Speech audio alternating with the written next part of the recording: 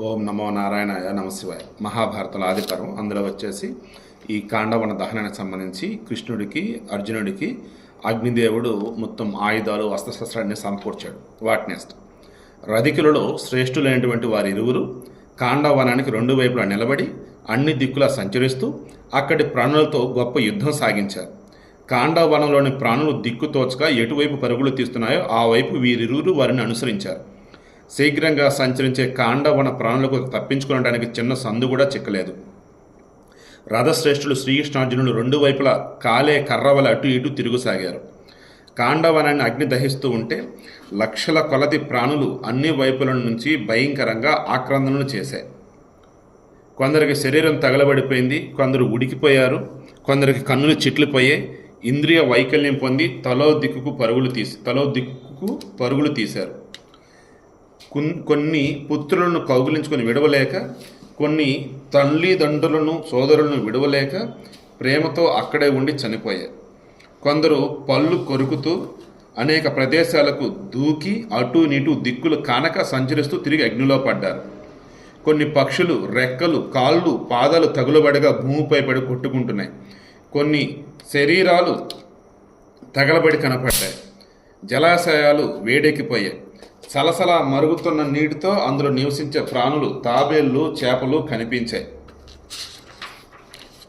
ప్రాణుల సంహార స్థలమైనటువంటి కాండవనంలో శరీరాలు తగలబడుతుంటే ప్రాణులన్నీ రూపుదాల్చిన అగ్ని దేవతలే కనపడ్డాయి. ఎగిరి పారిపోయే పక్షులను అర్జునుడు ముక్కలుగా ఖండించి భగభగా మండి అగ్నిలో పడేటట్లు చేశాడు. ఆ పక్షులన్నీ బాణలతో అవయవాలు తెగి భయంకరంగా నినాదాలు చేస్తూ పైకి వేగంగా ఎగిరి తిరిగి కాండవనంలో పడిపోయాయి. బాణాలచే గాయపడి గుంపులుగా ఉన్నటువంటి ప్రాణుల ఆక్రందనలు మదించే సముద్రం యొక్క ఘోషలాగా వినపడ్డాయి. మండుతున్న అగ్నిజ్వాలలు ఆకాశానికి ఎగసి దేవతలకు కూడా భయాన్ని కలిగించాయి. ఆ జ్వాలచే ఉడికిపోయినటువంటి దేవతలందరూ ఋషులతో కూడి దేవేశుడు, అసుర నాశకుడు, సహస్రాక్షుడైనటువంటి ఇంద్రుని దగ్గరకు వెళ్ళారు. అప్పుడు దేవతలంతా కూడా పలికారు, దేవేశ్వర, అగ్ని ఏ కారణంగా మనుషులను దహిస్తున్నాడు? ప్రపంచానికి ప్రళయం రాలేదు కదా? అప్పుడు వైశంపాయనుడు అంటున్నాడు. వారి మాటలు విన్నటువంటి దేవేంద్రుడు స్వయంగా చూసి కాండవనాన్ని అగ్ని నుంచి రక్షించడానికి బయలుదేరాడు. ఇంద్రుడు తనతో అనేక రథ సముదాయాలను తీసుకొని వెళ్ళి ఆకాశమంతా వ్యాపించి వర్షధారలను కురిపించాడు. ఇంద్రుడు పంపిన మేఘాలు రథపుటిసురుల ప్రయాణంలో వేల కొద్ది దారాలను కాండవనంలో కురిపించాయి. కానీ అగ్ని తేజోబలంచే ఆ దారాలన్నీ భూమిని చేరకముందే ఆకాశంలోనే ఇంకిపోయాయి. ఏ ఒక్కటి కూడా అగ్నిని చేరలేకపోయింది. ఇక్కడ మీకు ఎలా చెప్పాలంటే, ఎడారి ప్రాంతాలు ఉంటాయి కదా, అక్కడ వచ్చే ఆ ఎండ వల్ల అక్కడ ఉండే వేడిగలు పైకి వెళ్తాయి కదా, అవి ఎలా అంటే వర్షం అక్కడ పడాలని అనుకున్నా కానీ ఆకాశం అంటే ఆన్ ద వే ఎయిర్లో ఉన్నప్పుడే వేపర్ అయిపోతాయి, అంత వేడిగలు ఉంటాయి అక్కడ. సో అలా ఆల్రెడీ కింద మొత్తం అగ్ని, పైకి మొత్తం అగ్ని శిఖలు ఎగసపడుతున్నాయి. ఎంత వర్షం కురిపించినా కిందకి రావడానికి ముందు ఆవిరైపోతున్నాయి. సో ఇంద్రుడి పని మేఘాలు అయిపోయింది, ఇక అగ్నితలం అయిపోయింది. నెక్స్ట్ క్షమించాలి, మీకు చెప్తూ నేను ఇక్కడ లైన్స్ చూడలేదు. ఇక అప్పుడు ఇంద్రుడు కోపించి పెద్ద జ్వాలల అగ్నిపై తిరిగి పెద్ద మేఘాల ద్వారా ఎంతో జలాన్ని కురిపించాడు. అగ్ని జ్వాలలచే వ్యాప్తమై జలధారలు కురియడంతో ఒక్కసారిగా ఆ కాండవనం ధూమాన్ని ఎగజిమ్మి మేఘగర్జనలతో మారుమృగిపోయింది. జలాన్ని వర్షించే ఇంద్రుని జలధారను అర్జునుడు తన ఉత్తమాస్త్రాలను ప్రదర్శిస్తూ శరవర్షంతో నివారించాడు. ఆత్మబల సంపన్నుడు అర్జునుడు బాణవర్షం కురిపించి మంచు చంద్రుణ్ణి ఆవరించినట్లుగా కాండవనమంతటిని కూడా కప్పివేశాడు. సవ్యసాచి అర్జునుడు విడిచినటువంటి బాణాలు ఆకాశమంతా కప్పివేశాయి. అందుచే ఏ ఒక్క ప్రాణి కాండవనం నుంచి బయటకు రాలేకపోయింది. అగ్ని కాండవనాన్ని దహిస్తుండగా బలసంపన్నుడైనటువంటి నాగరాజు తక్షకుడు అక్కడ లేడు, కురుక్షేత్రానికి చేరాడు. కానీ బలవంతుడైనటువంటి తక్షకుని కుమారుడు అశ్వసేనుడు అగ్నిజ్వాల నుండి బయటపడడానికి తీవ్ర ప్రయత్నం చేశాడు. అర్జునుని బాణాలతో కబ్బడి అతడు బయటికి రాలేకపోయాడు. అతని తల్లి సర్పిణి అతనిని తన శరీరంతో కప్పి విడిపించింది. ఆమె ముందుగా అతని తలను, తరువాత మెల్లమెల్లగా తోక వరకు బయటికి లాగింది. సర్పిణి అశ్వసేనుని రక్షింపదలచి ఆకాశంలోకి ఎగిరింది. వాడి అంచుగల తీక్ష్ణ బాణంతో అర్జునుడు ఆమె శిరస్సును ఖండించాడు. సచీపతి ఇంద్రుడు ఈమె దురవస్థను తన కల్లారా చూశాడు. ఇంద్రుడు అశ్వసేనుని విడిపించాలని గాలి వర్షంతో అర్జునుని మభ్యపెట్టాడు. ఆ సమయంలో అశ్వసేనుడు తప్పించుకున్నాడు. ఆ భయానక మాయను చూచి సర్ప వంచితుడైనటువంటి అర్జునుడు ఆకాశగతులైనటువంటి ప్రాణులను 2గా 3గా ఖండించాడు. అర్జునుడు కోపించి వక్రగామి అయినటువంటి సర్పాన్ని ఆశ్రయహీనుడు వగుము అని శపించాడు. అగ్ని వాసుదేవులు ఆ వచనాలను అంగీకరించారు. ఇక జయశీల అర్జునుడు కోపించి ఇంద్రుని మోసని మాటికి స్మరిస్తూ శీఘ్రగాములైనటువంటి బాణాలతో ఆకాశాన్ని కప్పి ఇంద్రునితో యుద్ధానికి దిగాడు. యుద్ధంలో కోపించినటువంటి అర్జునుని చూసి ఇంద్రుడు ఆకాశాన్ని అంతటినీ కప్పివేయగల ఐంద్రాస్త్రాన్ని ప్రయోగించాడు. పిమ్మట మహాధ్వనితో వాయువు సర్వసరాగాలను కల్లోలపరుస్తూ జలధారాలతో నిండిన మేఘాలను ఆకాశంలో పుట్టించసాగాడు. ఇంద్రుడు భయంకరమైనటువంటి మెరుపుల తలతలగల ఘోరమైనటువంటి వజ్రాయుధాన్ని అర్జునుడిపై విడిచాడు. అర్జునుడు కూడా ప్రతీకార నిపుణుడై